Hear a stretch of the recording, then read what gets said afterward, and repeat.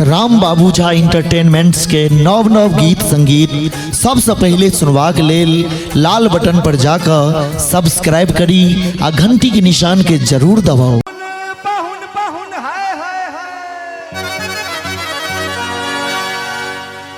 सब हक पाहुन शरीफा लगौलन, समतोला लगौलन, अनारस लगौलन, अनरलेबा लगौलन, यो आम लगौलन, हे लीची लगौलन हमर पाहुन। भैया जते खेबा जोग छले से पाहुन लगा देलखिन, लेकिन एगो हमर पाहुन छै। अब मोहन पाहुन छथिन कि से तो हमरा नहीं बुझल, लेकिन हमर पाहुन की लगाबे छथिन हौसला बजा रहल छी। सब हक पाहुन शरीफा लगौलन, समतोला लगौलन, अनारस लगौलन, अनरलेबा लगौलन, हे आम लगौलन, यो लीची लगौलन हमर पाहुन। हमर पाहुन हमर पाहुन कठ जामुन लगौलन, हमर पाहुन कठ जामुन लगौलन, हमर पाहुन कठ जामुन लगौलन। सब हक पाहुन शरीफा लगौलन, समतोला लगौलन, अनारस लगौलन, अनरलेबा लगौलन, हे आम लगौलन, यो कटहर लगौलन हमर पाहुन। हमर पाहुन कठ जामुन लगौलन, हमर पाहुन कठ जामुन लगौलन, हमर पाहुन कठ जामुन लगौलन।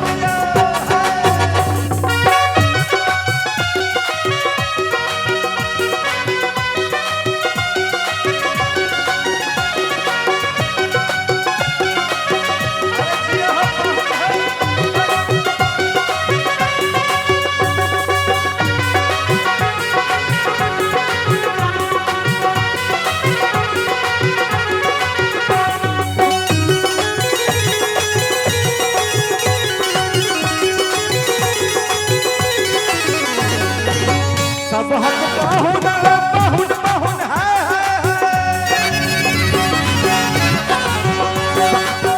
सब हक पाहुन दिल्ली घुमौलन, कलकत्ता घुमौलन, पटना घुमौलन, बम्बई घुमौलन, पूर्णिया घुमौलन, भागलपुर घुमौलन, दरभंगा घुमौलन, सकरी घुमौलन हमर पाहुन।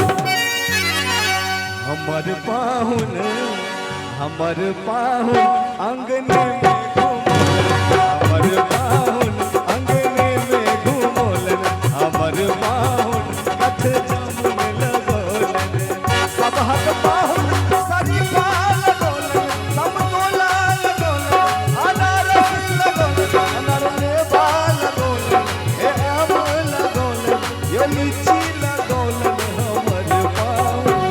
हमर पाहुन कठ जामुन लगौलन, हमर पाहुन कठ जामुन लगौलन।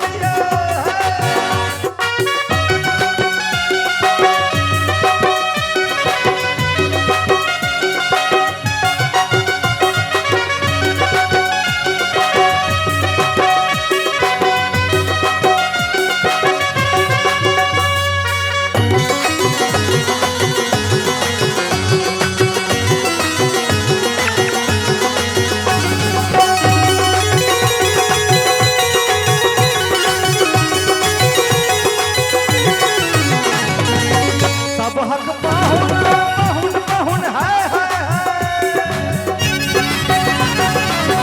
सब हक पाहुन बस पर घुमौलन, ट्रक पर घुमौलन, ट्रेन में घुमौलन, प्लेन में उड़ौलन, मोटरसाइकिल पर घुमौलन, स्कॉर्पियो में घुमौलन, बोलेरो में घुमौलन, ये जीप में घुमौलन, ये टेम्पू पर घुमौलन, रिक्शा में घुमौलन हमर पाहुन।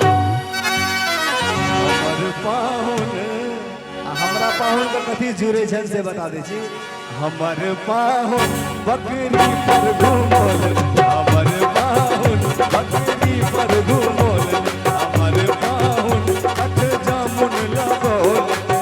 सब हक पाहुन शरीफा लगौलन, समतोला लगौलन, अनारस लगौलन,